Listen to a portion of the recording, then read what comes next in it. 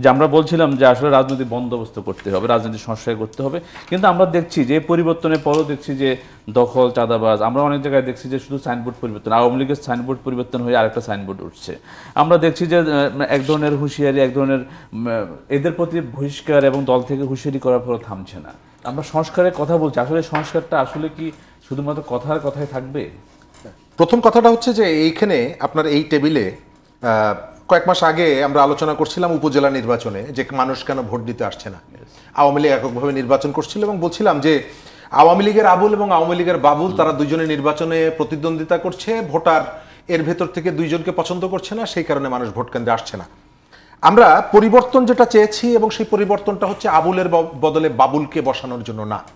কিন্তু লক্ষণীয় ব্যাপার হচ্ছে যে কতগুলো দুঃখজনক ঘটনাও কিন্তু আমরা লক্ষ্য করছি এবং কতগুলো অস্থিরতা, পেছনের ইতিহাসগুলো আমরা সহজে ভুলে যাই। গণঅভ্যুত্থানের মধ্য দিয়ে যে সরকারটি এলো, তারা গঠিত হওয়ার আগেই 2-3 দিনের মধ্যে বাংলাদেশে অনেক গুরুত্বপূর্ণ সিদ্ধান্ত কারা নিয়ে ফেলেছে আমি দুটো টেলিভিশনে বলেছিলাম যে এই সিদ্ধান্তগুলো না নেওয়া দরকার ছিল। অনেক ইম্পর্ট্যান্ট সিদ্ধান্তগুলো নতুন সরকার দায়িত্ব নেওয়ার আগে তড়িঘড়ি করে ফেলা। আমি এই জায়গাটায় যেটা বলতে চাই যে আমাদের রাজনৈতিক সংস্কৃতির যে পরিবর্তনটা আসেনি, তবে ইতিবাচক দিক হচ্ছে যে এবার ওই যে অস্বীকার করার যে সংস্কৃতি সেটি নেই। আজকেও দেখলাম, গতকালকে দেখলাম, আমি সরাসরি করে বলি, দখল, পাল্টা দখল, চাঁদাবাজির যে অভিযোগগুলো আসছে বিএনপির বিরুদ্ধে, প্রায় 95% অভিযোগগুলো বিএনপির বিরুদ্ধে। আবার লক্ষ্য করার বিষয় হচ্ছে যে বিএনপি কতগুলো শক্ত অ্যাকশন পর্যন্ত নিচ্ছে। হবিগঞ্জ জেলার সভাপতি, আমি ওইটাই বলছি, হবিগঞ্জ জেলার সভাপতিকে সে বহিষ্কার করে দিয়েছে। তার দীর্ঘদিনের সাংগঠনিক সম্পাদক, আন্দোলন সংগ্রাম করা, বরিশালের বিলকিস জাহান শিরিন ছাত্রদলের নেত্রী ছিলেন, তাকে কারণ দর্শাও নোটিশ দিয়েছে। আসাদুল রুহুল কুদ্দুস তালুকদার দুলু, তাকে কারণ দর্শাও নোটিশ দিয়েছে। অর্থাৎ আমরা দেখতে পাচ্ছি যে নেতৃত্ব কতগুলো কঠোরতা দেখানোর চেষ্টা করছে। কিন্তু এই যে ঘটনাগুলো পত্রপত্রিকায় আসছে, এটাই কিন্তু একমাত্র ঘটনা না, গোপনে নীরবে অসংখ্য ঘটনা এখানে ঘটছে। এক, দ্বিতীয়ত হচ্ছে যে আপনি কর্মীদেরকে অনেকগুলোকে বহিষ্কার করার পরেও যখন আপনার একটা জেলার সভাপতি পর্যন্ত সেই একই ঘটনার পুনরাবৃত্তি ঘটায়, তার অর্থ হচ্ছে যে তারা আপনার দৃঢ়তাকে ভয় পাচ্ছে না। আমি মনে করি যে এই পরবর্তী নির্বাচন হওয়ার যে আগের যে সময়টা, এই সময়টা বিএনপির জন্য খুবই চ্যালেঞ্জিং একটা সময়। কেন? কারণ হচ্ছে এই ঘটনার আরো বিস্তৃত হবে বলে আমার ধারণা।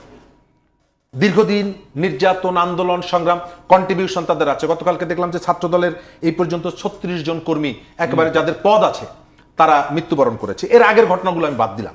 অর্থাৎ তাদের যে কন্ট্রিবিউশনটা আছে সেটিকে তারা পলিটিক্যালি এটিকে অ্যাচিভমেন্ট আনতে পারবে কিনা আমার কাছে সন্দেহ আছে। কেন?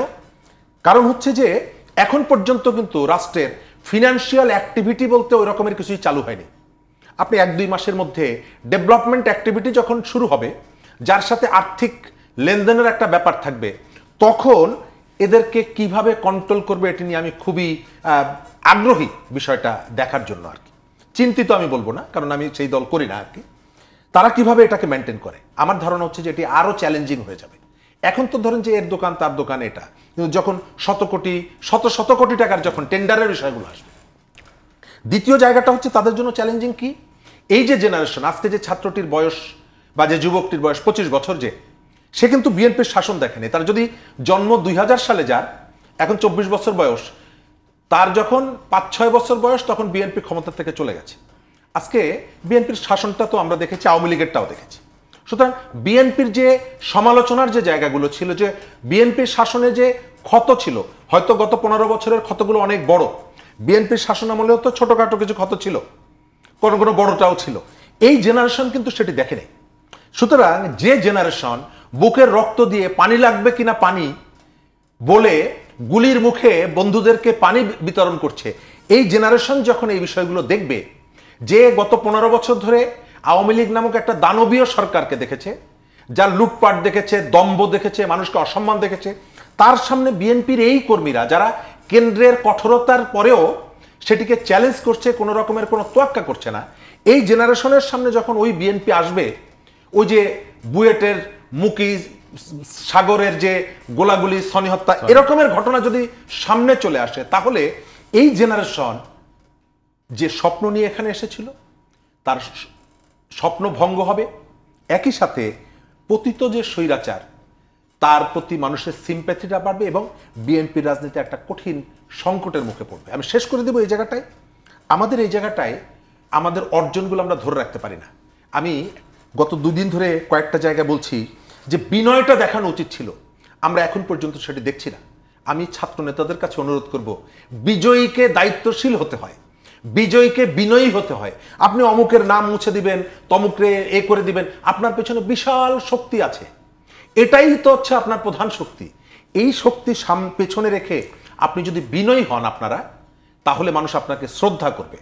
দায়িত্ব যেহেতু নিয়েছেন, টেনশন ক্রিয়েট করার দায়িত্ব আপনার না, বরং কোথাও যদি অস্থিরতা হয়, একটু আগে দেখলাম মিরপুরে কোথায় যেন এক বাড়িতে গিয়ে বলা হয়েছে যে এখানে ডিবি হারুন আছে, তারকে খোঁজার জন্য অতি উৎসাহী কয়েকজন ভেতরে ঢুকেছে, তারপর লোকজন ঘেরাও করেছে এবং দেখা গেছে যে তারা একটা সংঘবদ্ধ ডাকাত দলের সদস্য, একটা পরিস্থিতি ক্রিয়েট করে।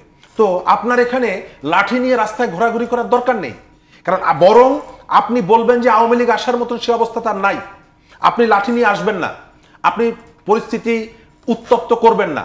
যেহেতু আপনি দায়িত্ব পেয়েছেন, পরিস্থিতি যত শান্ত রাখা যায়, মানুষকে যত কাজের মধ্যে এনগেজ রাখা যায়, এটি হচ্ছে আপনার দায়িত্ব।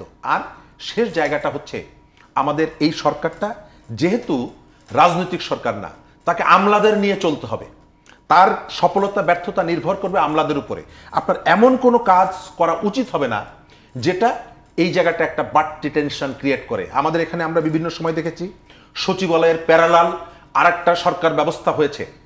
আমরা চাই, এবং এটি আমার ব্যক্তিগত অনুরোধ হচ্ছে, আমাদের সরকার যাতে সচিবালয় থেকে পরিচালিত হয়। সন্ত্রাস বিরোধী রাজু ভাস্কর্য, শহীদ মিনার, অপরাজয় বাংলার থেকে যদি আপনি সরকার পরিচালনা করতে যান, তাহলে এই যে কাঙ্ক্ষিত পরিবর্তনের যে স্বপ্নটা, এটি কোথাও না কোথাও হোঁচট খেয়ে পড়তে পারে।